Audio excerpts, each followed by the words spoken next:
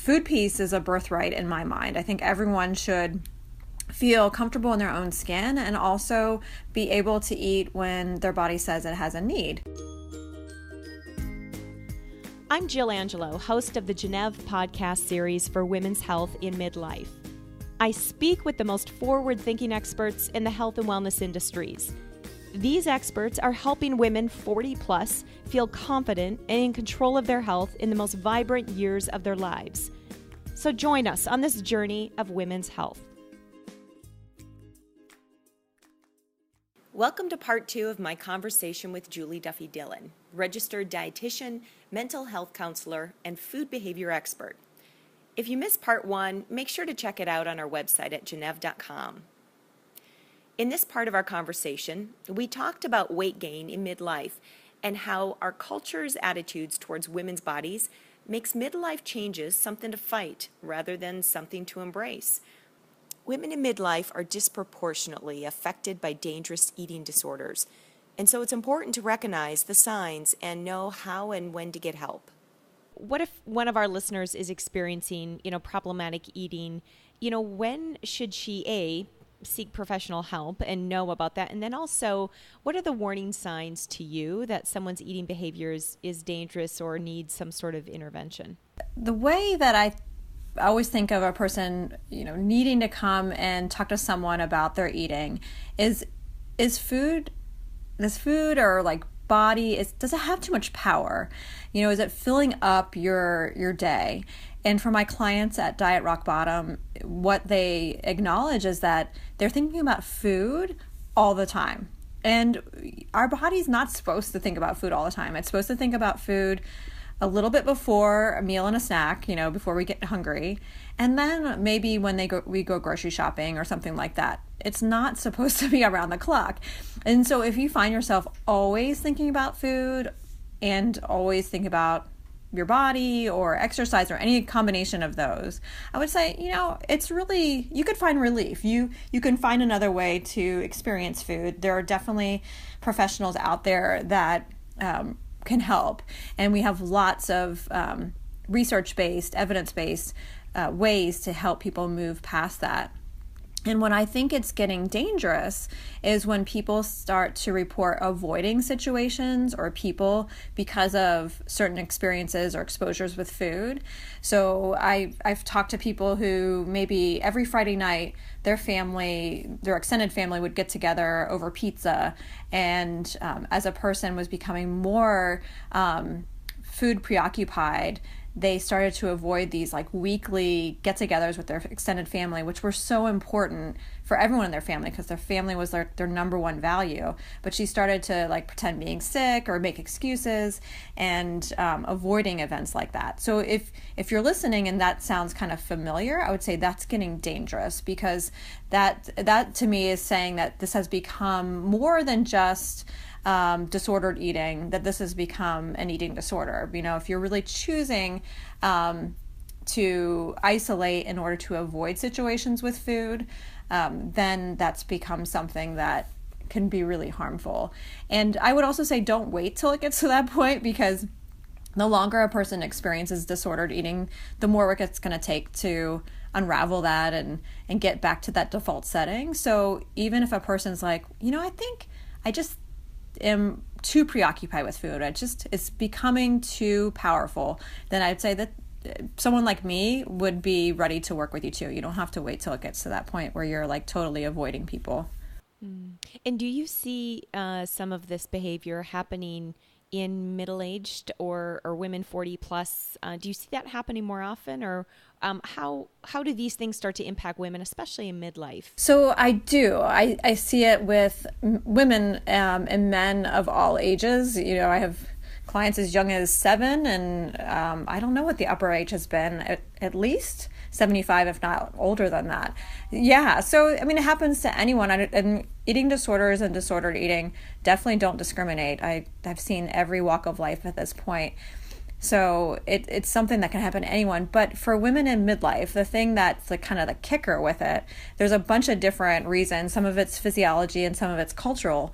But for women in midlife, as we all know, there's a shift in estrogen that is associated with menopause. And for some women, there's this genetic connection to that shift in estrogen.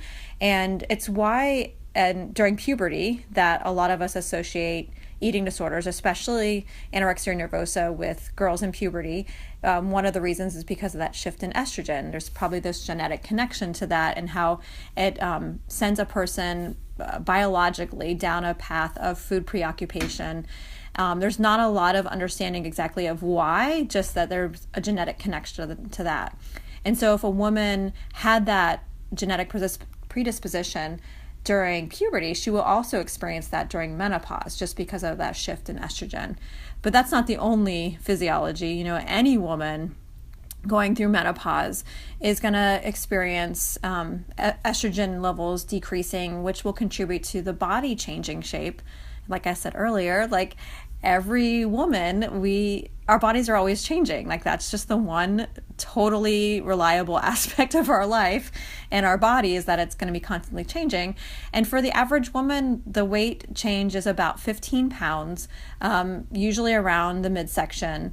And, the thing that's really cool about this, if I can be radically different in this perspective, is that 15-pound weight gain, which is usually around, of course, around at menopause, and it is something that researchers have been able to pinpoint that occurs to help the body release extra estrogen as the hormone level is dipping because of the lack of ovulation, that now it has this extra connection to releasing estrogen to help with things like hot flashes and all the other side effects that so many people have taught me that are not fun, that I have to look forward to in about 10 years.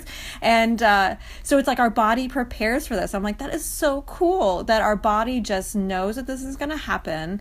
But what's really crappy, and this is why I bring it up now, is that we live in a very fat phobic world that's like, oh, fat is bad. I need to fight it. If I'm getting a belly, I need to fight it. And I think it's under the guise of health that I need to fight it because it's unhealthy. I think if we pull back that layer, is it really just about health?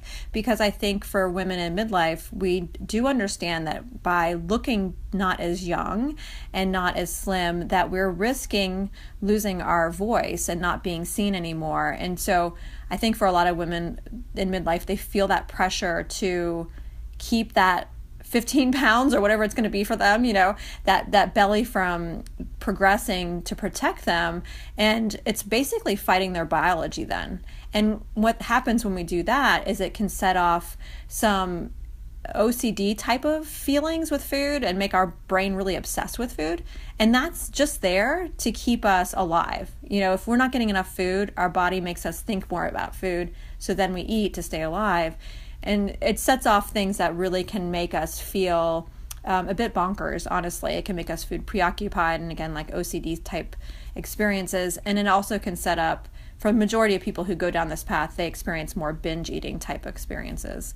And that can feel really, feel really horrible. And it also is something that physically is something that can end up making people unwell. So if you could just not fight it, it would make the menopause experience and the side effects of menopause easier. Yet I also appreciate that's a really hard thing to ask a woman to do, to accept her body as it changes. But I wonder what would be different if she could. Yeah. I wish somehow, Julie, you could think of some sort of cool name for this condition of adding the 15 pounds to help a woman address the symptoms of menopause. I just think that's such a radically different and positive way to think about that sometimes weight gain that women experience and its role in our lives. And I think that's so comforting. So there's this thing, Julie, that I know I've heard around, if you're starving your body, then your body's going to start to conserve to fight against that. And that's what commonly happens in people who are dieting or trying to limit their intake. How does that work? And is that true? does it really happen that way? Yes. What you're talking about is this complex experience that our body goes through, which honestly, it just is trying to be a successful human. It's just trying to survive. But when a person tries to limit their intake through dieting, I gave some example calorie amounts that people often will limit themselves to, and or whatever they're doing to try to limit their intake. What the body doesn't understand is that it was on purpose. It thinks that it's on a deserted island somewhere, or that there's a famine going on. And so our body is really savvy in how it can try to stay alive. It doesn't really appreciate the vanity of weight loss. It just thinks, oh, okay, so I'm not getting as much right now, so I'm going to turn off some systems. And I always think of going on like a generator power, and so it turns off some things that it won't need right away, and kind of keeps the body moving and going. But in that process, the body doesn't like being on this generator, and so it will send some cues to the brain that sends food preoccupation, signals. There's some really interesting neurochemistry, the changes that happen, that tells basically every cell in the body to eat, especially things that are higher in carbohydrate, which I know is kind of like the arch enemy at this point in our culture. And so I'm like, yeah, cutting out carbs and calories, that's just going to set off this neuropeptide Y that's going to make every cell in your body demand more of it. So why are you doing that? And so for a lot of clients that I work with, there's like two different scenarios that end up happening. Is one, their genetics and their predispositions set them on a path of anorexia nervosa, which basically looks like continued restriction. There may be a little bit of binging, but not as much, and with or without a kind of exercise component to it.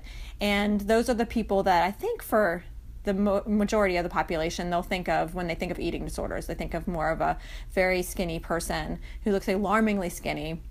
And that honestly is the most rare experience. It happens, it's people I work with all the time, but it also is the most rare.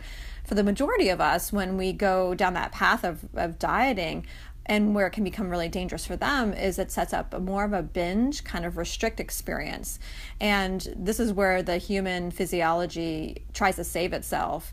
And so if we restrict what we're eating, it will shut down all those systems to kind of conserve, and then send those messages to every cell in the body. And then the person will usually eat to a point to satisfy that. But then this is where it really gets hairy and becomes problematic, is that there's so much shame and regret with eating and according to what their body needed, that usually the response is to restrict more. And so then the body has to shut down more metabolically, and then it sends more of those messages, and it becomes this cycle.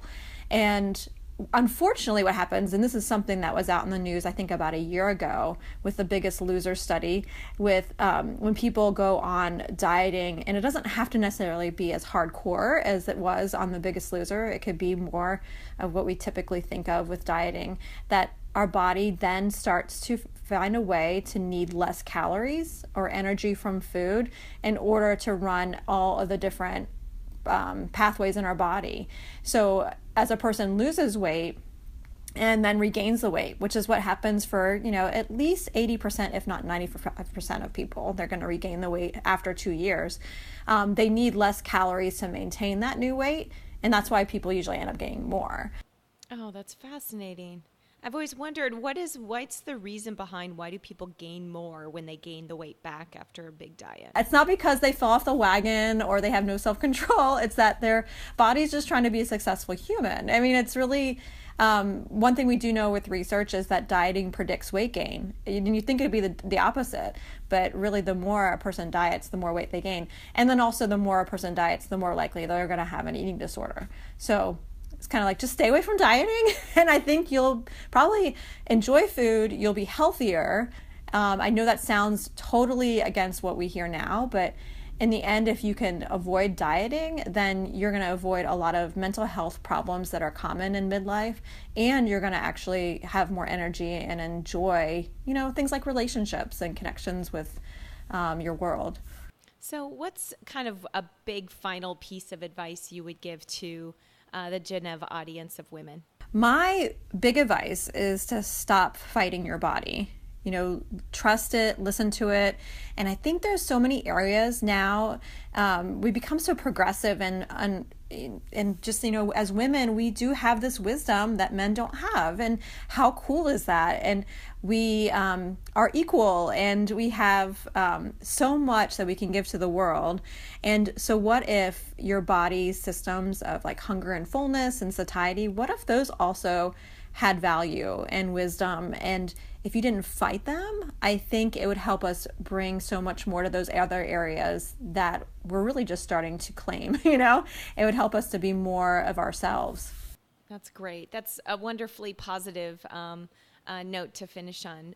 Thank you so much, Julie. I just have really enjoyed this conversation and would love to keep it going, because food is something that we all have in common, but it's also just so fascinating in how it responds and works with our bodies. So thanks for what you do, and thanks for spending some time with us today. Oh, thank you so much for letting me talk about this, and I really hope it helps some of your listeners to really consider that they are the expert of their body and they can trust it. You are the expert of your body and you can trust it. What a great, powerful message. Thank you for joining me in my conversation with Julie. Next time, I'll be talking with Amanda Giramo, owner of Holistic Health Coaching. In our conversation, we're going to talk about inflammation, why it's bad for you, and how you can avoid it. Amanda's goal is all about living life with purpose, and you're going to hear her unique position on how you can achieve that. Thanks for listening to the Genneve podcast series. We welcome your feedback at genneve.com. That's GENNEVE.com. You can follow us on Facebook and subscribe to us on iTunes or Stitcher, and you'll never miss an episode. The Genneve podcast series is produced by Shannon Perry, theme music by Smitty. And until next time, watch the Genneve website for new stories and offers, all dedicated to women's midlife health.